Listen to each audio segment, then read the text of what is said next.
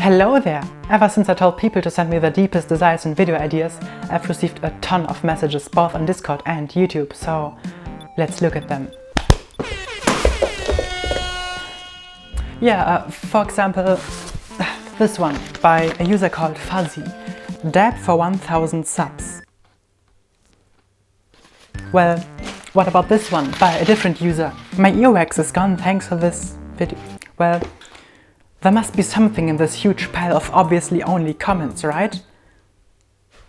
Oh my lord, how did I not notice this huge, bafflingly mysterious chest with the words "Forgotten video requests" written on it? Let's open it. So in here are a bunch of... Wait a second. I thought everyone stopped asking for it, but apparently you people can't stop begging for this one goddamn specific topic. The art of the Neuro bass. Well, this is a very heavily requested topic I never felt ready enough to make a video about, but I mean, you're already here and it seems like my fate has decided to punish me into making a video, so let me show you something.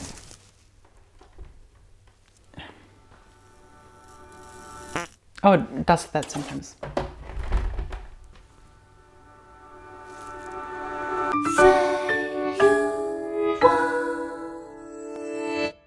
The emergence of a genre. How are genres born? Imagine there's a group of people who all create somewhat similar music. Nobody really stands out on a larger scale and everybody slaps the exact same label on their work. Now, it's totally normal for genres to evolve.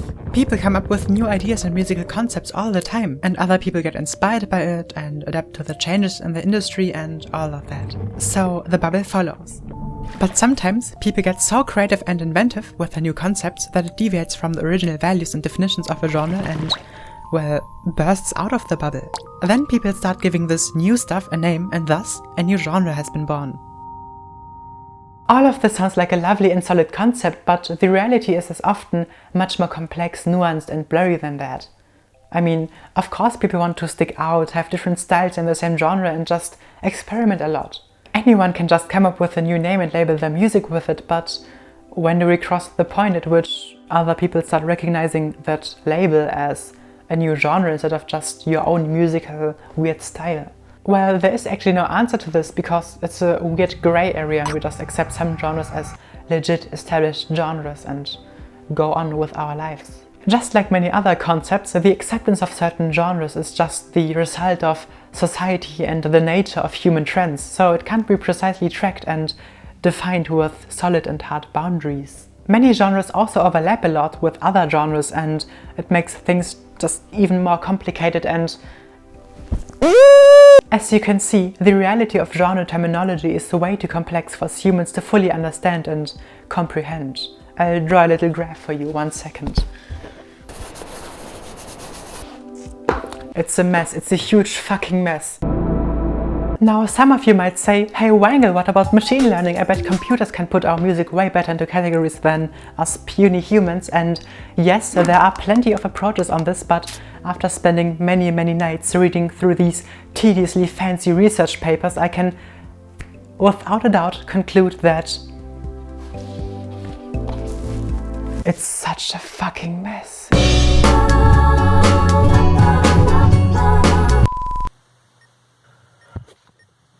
So, how are these genres born?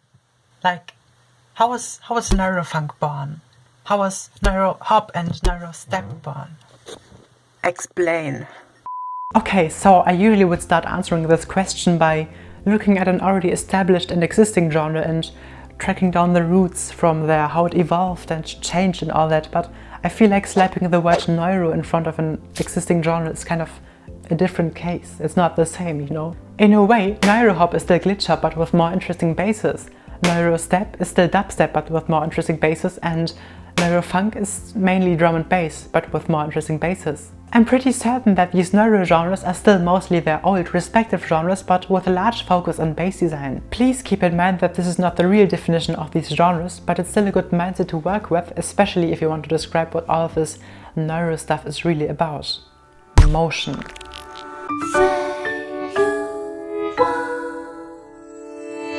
The rise of motion.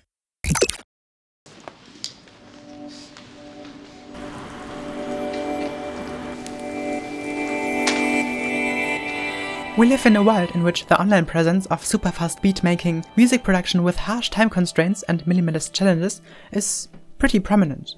I mean, don't get me wrong, these challenges are amazing things anyone is completely free to do. Heck, even I made videos about these exact challenges. But my point is that we can also go into the complete opposite direction and embrace the complexity, build details upon details and just go crazy with it. Even if it turns out that we need a lot of time to finish our projects in this fashion.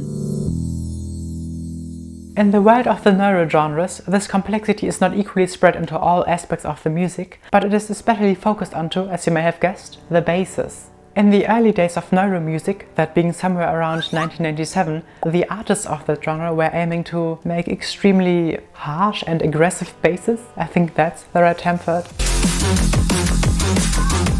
Yeah. Harsh and aggressive. Over time, people started experimenting in this genre like fucking Jumba from Lilo and Stitch, and not long after all of this started, we experienced a change. The focus slowly but steadily shifted from trying to sound super rad to showing what we can do with basses. And to explain why I'm so goddamn passionate about this little sentence right here, I have to tell you a little story about me and a couple of friends.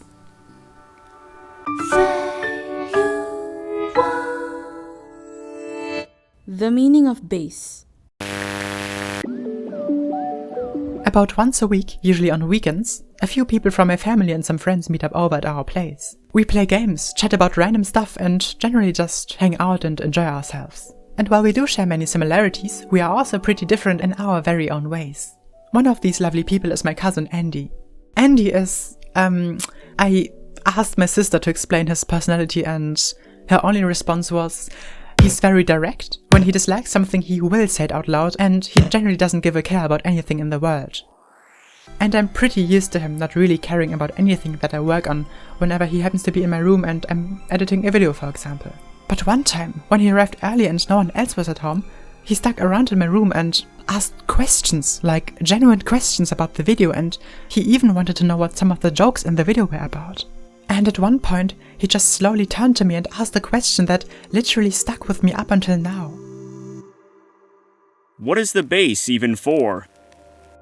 If you've been following other musicians here on YouTube, know people who play in a band or even play music with other people yourself, you'll probably know of the running joke that nobody cares about bass guitar players, that bassists are often left out and, well, very far in the back on the stage. In a somewhat recent video by Adam Neely, other band members even started talking while not even realizing that he was performing a bass solo for the crowd. And even while writing the script and telling my sister about all of this, she just pointed out to me that it's funny how my cheap cardboard prop bass is constantly hidden in my wall. Like, that's ironic, isn't it? And to answer my cousin's question, what is the bass even for, I came up with a little analogy. Imagine a book. You've got words, meanings, styles of writing, interactions between characters, and even the font and the smell of the paper. But what no one talks about is the spine of the book. It's boring, it's just there to hold stuff and look fancy if it's well designed. No matter what book you read, it's always there and it's always there to hold everything together. Your hands are empty without the book's spine, and a band sounds empty without the bass.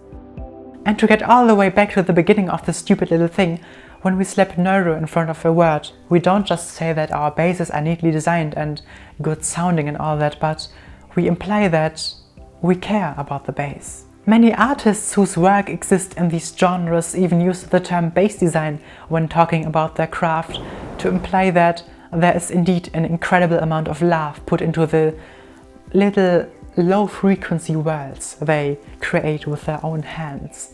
And to get even further back to what we can do with basses, this is why I'm so passionate about all of this garbage. In most other genres, no one gives a single shit about basses, but here in the lovely little world of, hey, let's slap neuro in front of every fucking word in the dictionary, we show that yes, you can do otherworldly things with them, and yes, we do enjoy a good rumble. That's exactly why I consume copious amounts of neurofunk every single day, and that's also why I annoy my sister with my weird musical obsessions all the time. Thank you. Thank you for listening through my garbage essay about that weird little niche pile of genres, and thank you for possibly and hopefully realizing that I'm thinking way too much into this. In the end, it's just a thought I wanted to talk about, and I hope you enjoyed this video nonetheless. If you did enjoy this project, maybe consider becoming a patron and support the show a little bit so I can keep making videos and building dumb sets in my mother's living room and talk about a bunch of crap. Special thanks to all my current patrons: ThatsMyJam, Fen Carter, ScotcherDev, BENI.MARU, keycattie, Chantmagick, Sora and ForenzaAudio for supporting the channel and keeping this garbage alive. So thank you very much and bye!